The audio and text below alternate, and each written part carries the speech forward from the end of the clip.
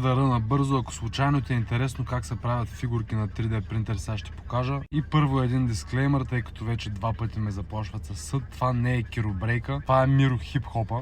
Няма и как да е киробрейка, тъй като това момче, което съм изпринтил аз, очевидно е на стероиди, а киробрейка е против всяка вид химия. Така, ето го крайния резултат. Миро хип-хопа.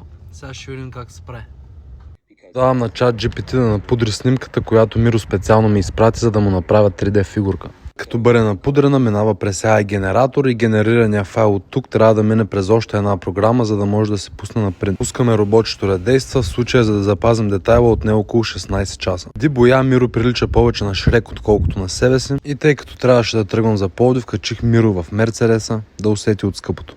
AMG пакети вътре и вънка, оригинални, не тайвански, но километража не се замъглява при спортен режим. Ако се чудите, що беше напълнял, не е хорил на почивка, тъй като Миро също не обича почивките. Просто имаше грунт, което прави боядисването в пъти по-лесно. И ей годей, цветен, пълен с живот, готов да ругае всички евроатлантици. Ако и ти искаш такава фигурка с твоя снимка, сайта е giftstudio.bg. Ай, чао!